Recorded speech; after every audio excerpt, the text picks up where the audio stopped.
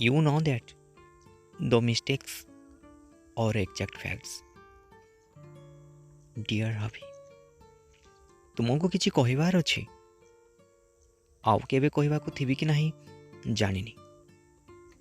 ଆଜି ହିଁ କହିଦେଉଛି।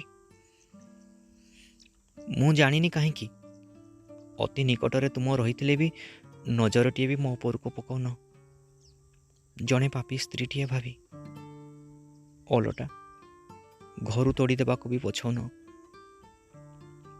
ହେଲେ ଜାଣିଛ କି ତୁମେ ମୋର ସବୁ ପସନ୍ଦ ନାପସନ୍ଦକୁ ପାଦରେ ଦଳି ବାଜା ରସଣୀ ସହ ବେଦୀ ମନ୍ତ୍ର ପାଠରେ ପରିବାରଙ୍କ ସମ୍ମତିରେ ବିବାହ କରିଥିଲି ତୁମକୁ।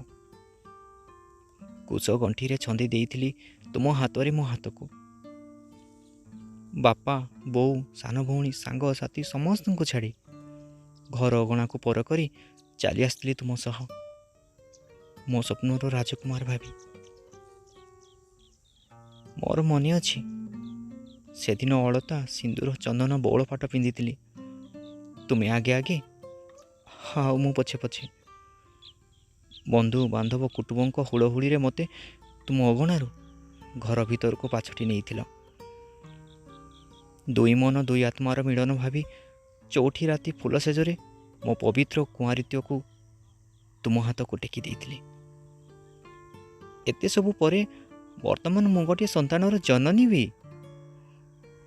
ପ୍ରତ୍ୟେକ କ୍ଷେତ୍ରରେ ନିଜକୁ ବାଜି ଲଗାଇ ମାଆର ମମତା ବାଣ୍ଟି ଚାଲିଛି ପିଲାଟିର ଭବିଷ୍ୟତ ପାଇଁ। ବାପାଙ୍କ ଦୁହିତା ଜନ୍ମ ଦୁଇ କୂଳକୁ କଥା ମନେ ରଖି ଆଜି ପର୍ଯ୍ୟନ୍ତ ଶାଶୁ ଶ୍ୱଶୁର ନଣନ୍ଦ ଘର ପରିବାରଙ୍କ ମନ ନେଇ ଚଳି ଆସିଛି। ଉଚିତ ସ୍ନେହ ଶ୍ରଦ୍ଧା ଆଦରେ ବି ହୁଏତ କମ୍ କରିନି। ଆଜି ତୁମ ଘର ପରିବାର ତୁମ ପାଇଁ ଭଲ ବେଳେ ମୋ ହୃଦୟର ଘର ଭୂତକଟି ପରି ଲାଗୁଛି।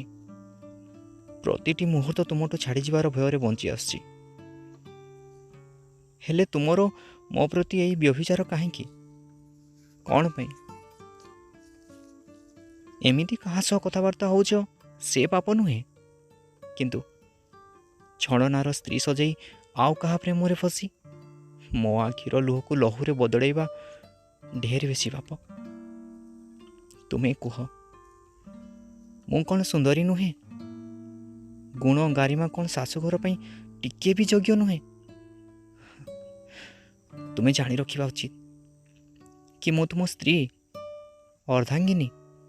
ଆଉ ଜଣେ ଯୋଗ୍ୟ ସ୍ୱାମୀ ସେତେବେଳେ ହେଇପାରିବ ଯେତେବେଳେ ବାପା ମାଙ୍କ ପରି ମୋତେ ବି ଅନ୍ତରରୁ ଭଲ ପାଇବ।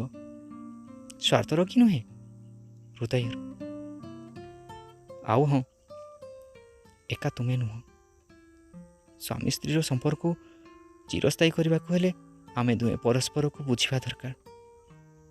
କହନ୍ତିନି ମନର ମଣିଷ ଯେତେ ଦୂରେ ଥିଲେ ବି ଅତି ନିକଟରେ ଅଛି ବୋଲି ଫିଲ୍ ହୁଏ ଯେତେବେଳେ ଉଭୟଙ୍କ ଭିତରେ ଉଚିତ ବୁଝାମଣା ରହିଥାଏ। ବୋଧହୁଏ ମୁଁ ବୁଝିସାରିଛି ତୁମକୁ। ଟିକେ ଚେଷ୍ଟା କର ମୋତେ ବୁଝିବାକୁ।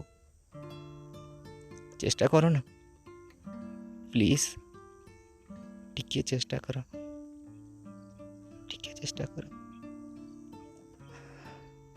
ତୁମ ହତଭାଗିନୀ ସ୍ତ୍ରୀ ମୁଁ।